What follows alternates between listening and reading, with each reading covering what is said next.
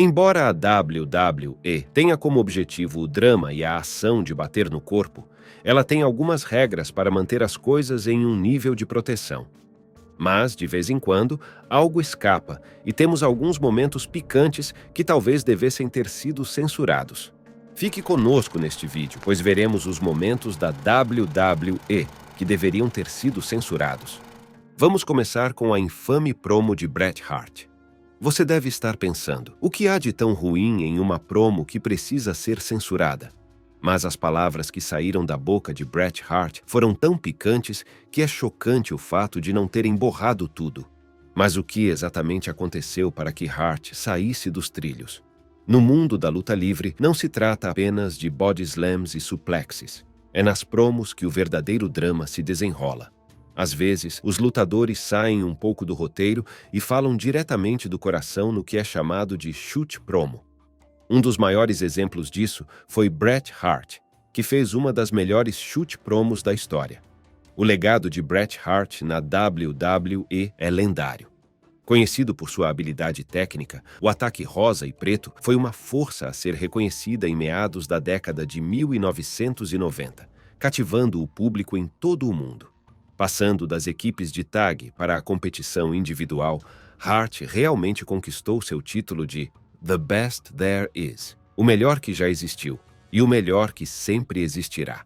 No entanto, a relação entre Hart e o proprietário da WWE, Vince McMahon, era difícil devido a rumores de que Hart iria para a WCW.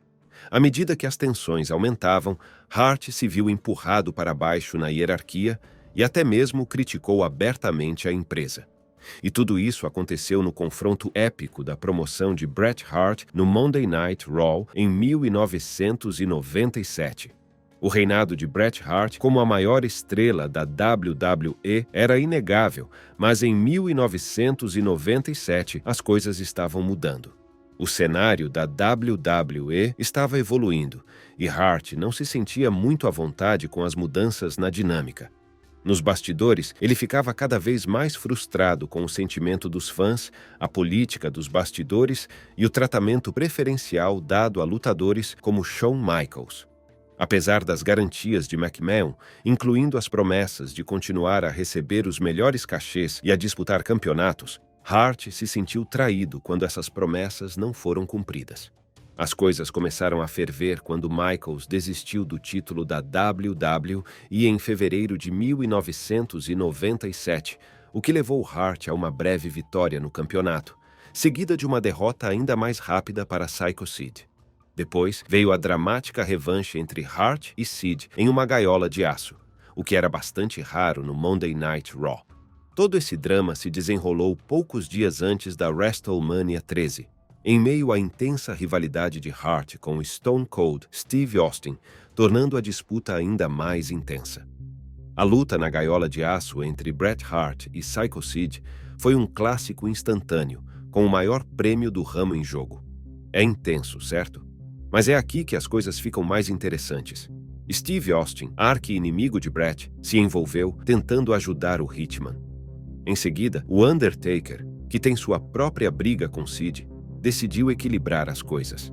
No final, Sid conseguiu escapar da gaiola de forma ousada, mantendo seu título intacto.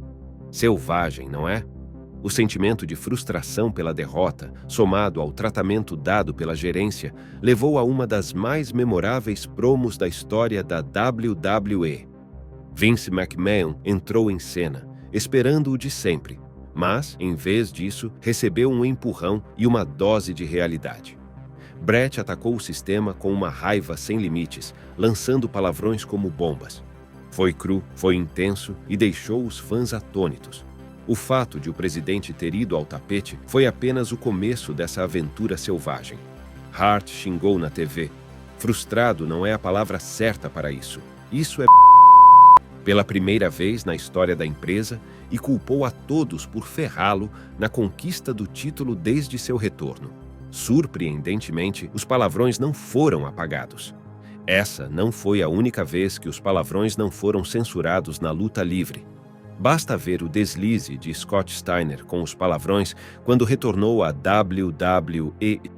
Scott Steiner, também conhecido como Big Poppa Pump, sempre foi lembrado por muitas coisas. Mais conhecido por seus músculos épicos e sua personalidade exageradamente machista, Scott Steiner é um dos superstars mais divertidos que os fãs recordam com carinho até hoje. Mas mesmo com toda a sua glória, seu retorno à WWE em 2002 foi uma bagunça. Vamos ser realistas. Mas antes disso, era apenas um jogo de espera até que Scott Steiner conseguisse seu destaque solo. O cara tinha tudo: atletismo, carisma e aquela vibração de lutador clássico. Era natural que ele se tornasse um superstar de primeira linha de alguma forma. E quando você olha para a sua enorme estrutura durante seus dias na WCW no final dos anos 90 e início dos anos 2000, você pode ver isso. Sua grande chance veio quando ele se tornou totalmente rebelde contra seu irmão e entrou para a nova ordem mundial em 98. Foi quando as coisas realmente começaram a esquentar para ele.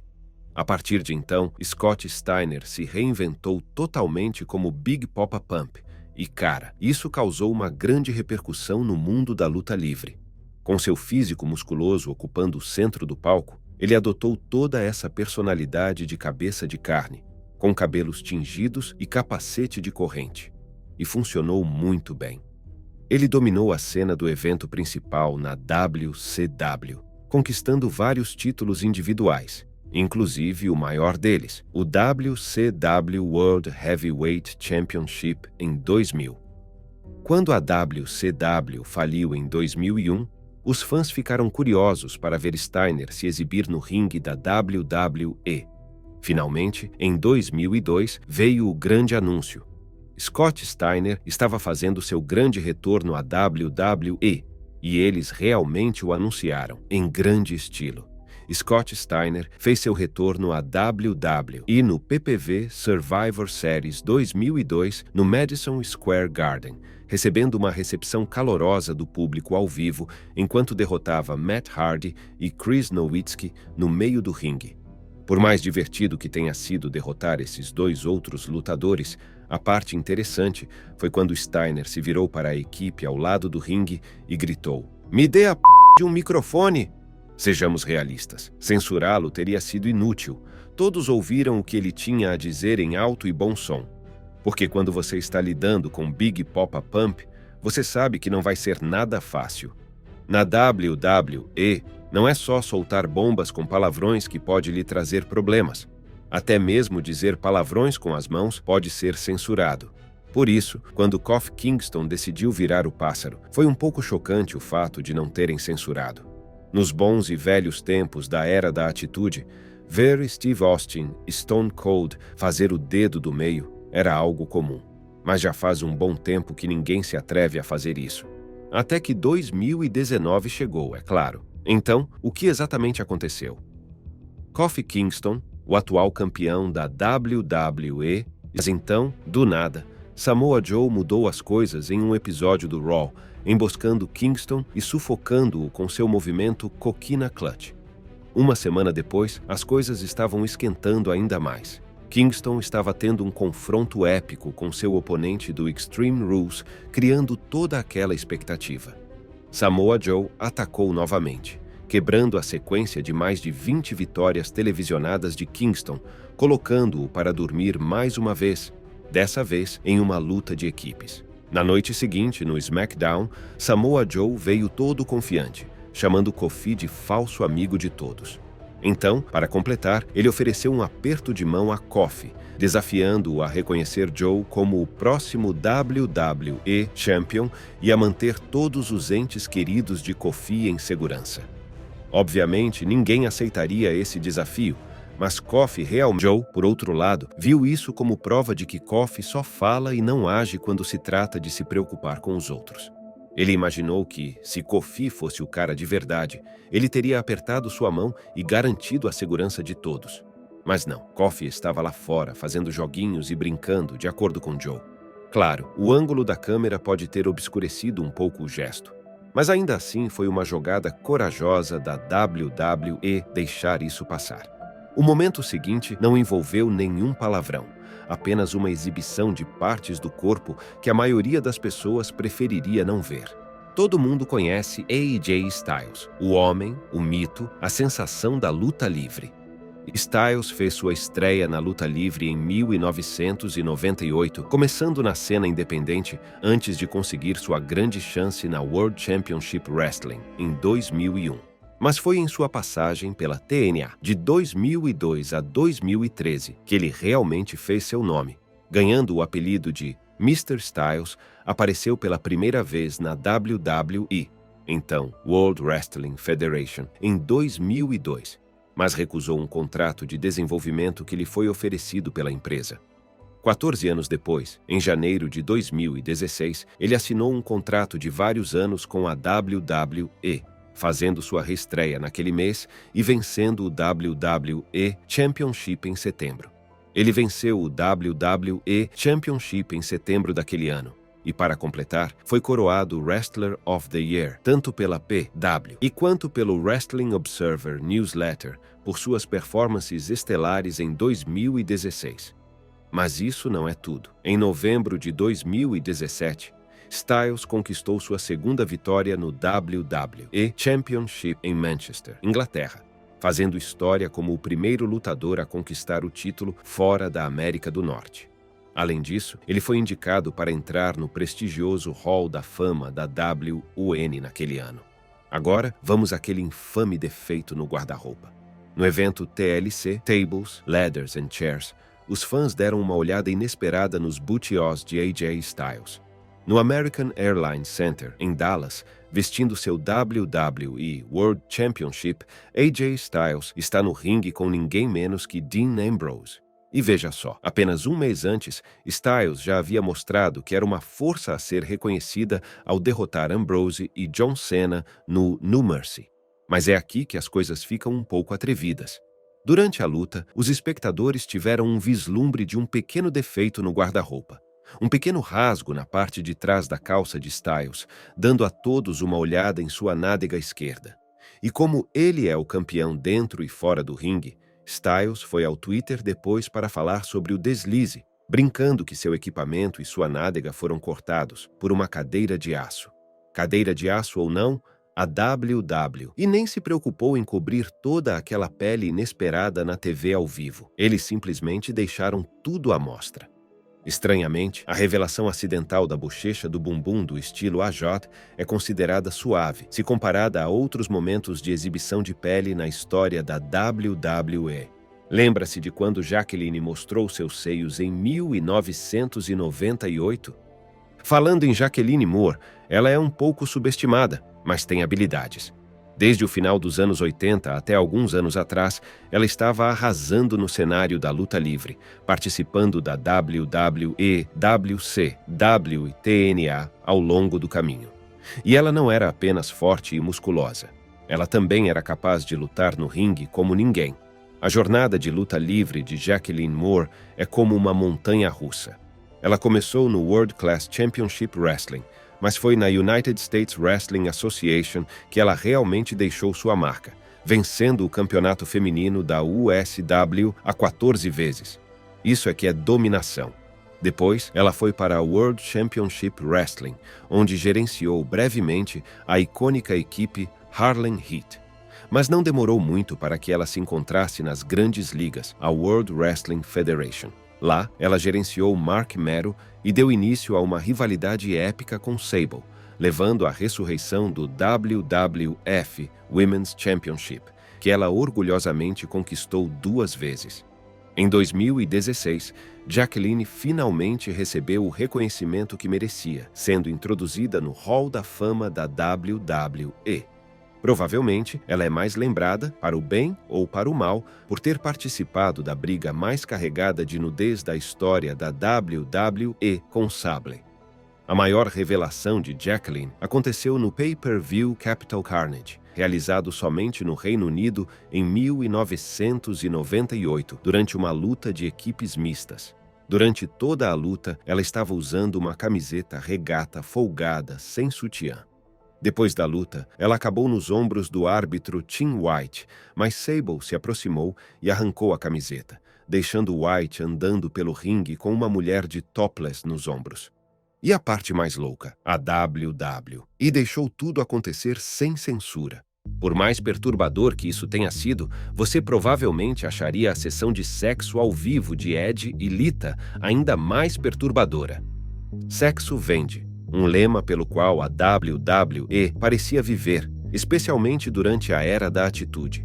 Mas, acredite ou não, esse segmento fumegante não aconteceu durante essa era selvagem. Ele aconteceu bem no meio da Ruthless Aggression Era em 2006. Apesar de a WWE ter diminuído um pouco o tom dos dias de atitude, ainda havia indícios daquela vibração picante. E Edge e Lita aproveitaram isso ao máximo com sua celebração de sexo ao vivo. Edge ganhou seu primeiro campeonato mundial na WW e ao derrotar John Cena no New Year's Revolution de 2006 com o contrato Money in the Bank para o WWE Championship. Esse Rated R Superstar foi o primeiro detentor da cobiçada maleta Money in the Bank, vencendo-a em uma luta de escada de roer as unhas na WrestleMania 21. Agora, avance rapidamente para a noite seguinte no Monday Night Raw. Edge e Lita estão nas nuvens, comemorando a grande vitória de Edge da maneira mais ultrajante possível, se divertindo em uma briga no meio do ringue da WW. Sim, você ouviu direito. O casal não se conteve, tirando as camadas de roupa e esquentando as coisas enquanto os fãs da WWE assistiam em uma mistura de choque. Sejamos honestos, intriga.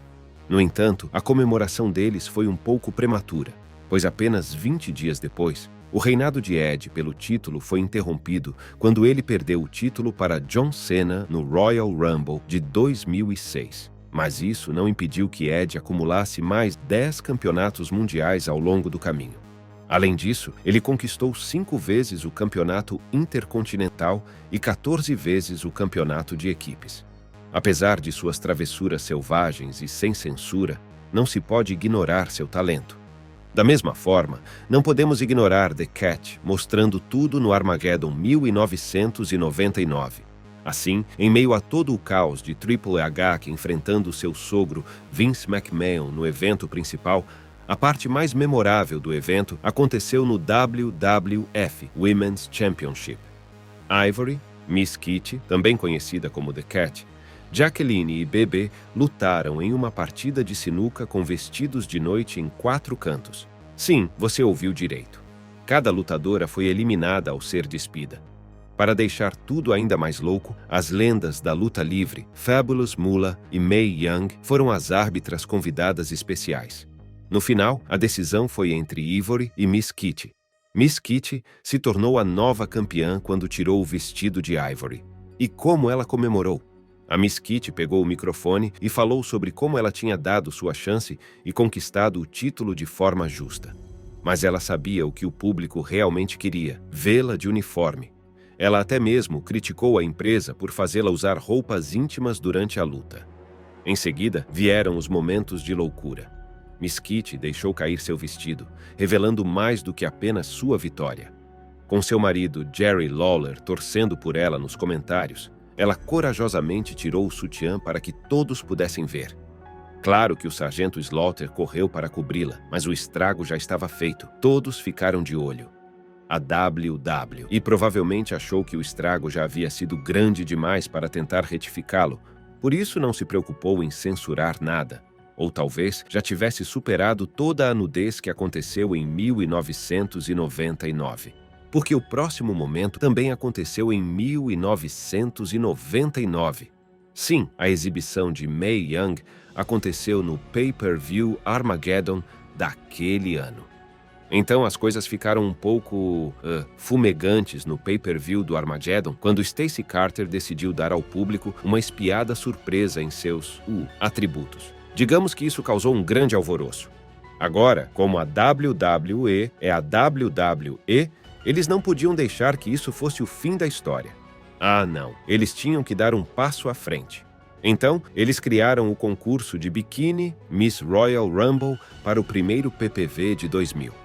É uma cena típica da era da atitude, com biquínis maltrapilhos e todas as partes rated R em exibição. E não vamos nos esquecer da pièce de resistance, um biquíni feito inteiramente de plástico bolha, cortesia de ninguém menos que a própria Stacey Carter. Mas houve uma reviravolta. Quando você pensou que as coisas não poderiam ficar mais loucas, Mae Young entrou. Sim, a mesma Mae Young que estava chegando aos 80 anos na época. Mae não era uma participante típica. A jornada de luta livre de Mae teve um ressurgimento em 1999, quando ela entrou para a World Wrestling Federation, atual WWE. Ela usava os apelidos The Queen e The Great Mae Young, mas, na maioria das vezes, usava seu nome verdadeiro.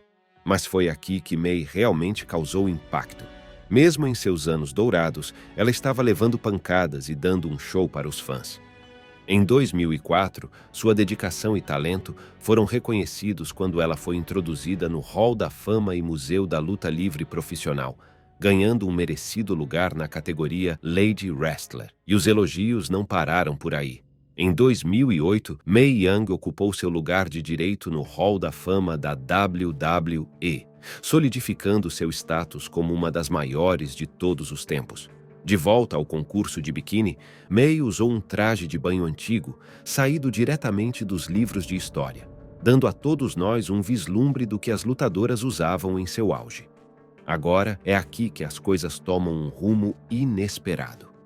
No verdadeiro estilo de Mae Young, ela decidiu dar um passo à frente, tirando tudo. Isso mesmo, ela tirou a parte de cima do maiô e deixou tudo à mostra. Sempre foi difícil saber quando Young estava saindo do roteiro, se estava bêbada, se estava apenas se divertindo muito ou uma combinação dos três. A WWE, é claro, alegou que os seios eram falsos e, portanto, não precisavam ser censurados. Mas há muitas coisas que a WWE alega que não acreditamos. No entanto, não havia nada de falso no fato de o Undertaker ter sido incendiado durante a partida da Câmara de Eliminação de 2010. No mundo selvagem do wrestling profissional, todos nós sabemos que a ação não é exatamente real, mas também não é só diversão e jogos. As pancadas, os golpes e as acrobacias malucas? Sim, todos eles são reais e vêm acompanhados de muita dor e punição. Veja o caso do Undertaker, por exemplo. Ele não é apenas uma lenda do wrestling. Ele é praticamente um mito vivo. Desde sua misteriosa persona de Deadman até sua recente aposentadoria, ele manteve os fãs fascinados por anos. Sua entrada, por si só, já é lendária. O gongo, a escuridão, o fogo que sai do chão, tudo isso faz parte do show que deixa os fãs de pé todas as vezes. Mas as coisas tomaram um rumo aterrorizante em uma noite no Elimination Chamber de 2010. Como campeão mundial dos pesos pesados em exercício, The Undertaker fez sua grande entrada, mas foi engolido pelas chamas devido a um acidente pirotécnico. Parecia algo saído de um filme de terror quando ele correu para o ringue, tirando a capa e o chapéu em pânico. O Undertaker foi bastante profissional, mantendo-se no personagem apesar do caos. Durante toda a luta, ele foi visto tentando se refrescar com água, enquanto lutava contra a dor excruciante das queimaduras de 3º grau. A maioria das pessoas teria dado o combate por encerrado, mas não o Undertaker. Ele continuou lutando até perder o campeonato. Você deve estar se perguntando por que isso precisou ser censurado. Não se tratava de profanação ou nudez, mas de um acidente que levou a uma lesão. Na maioria das vezes, a WWE censura incidentes como esse, por isso foi surpreendente ver que não houve censura. Talvez isso tenha a ver com o fato de que The Undertaker parecia estar bem depois de toda a aprovação. Na noite seguinte, no Raw, o Undertaker apareceu com uma aparência corajosa, com suas queimaduras ligeiramente visíveis, apesar de seu chapéu e casaco característicos. É insano pensar que ele não fez uma pausa, considerando a gravidade de seus ferimentos. Mas esse é o Undertaker para você, duro como pregos e sempre pronto para uma luta. Felizmente, ele não sofreu nenhuma consequência de longo prazo com o incidente, mas isso serve como um lembrete dos perigos que esses lutadores enfrentam toda vez que entram no ringue. Qual deles você acha que é o mais louco? Deixe-nos saber sua opinião na seção de comentários e antes de ir embora, não se esqueça de curtir este vídeo e se inscrever no Ring Rivals para não perder os próximos.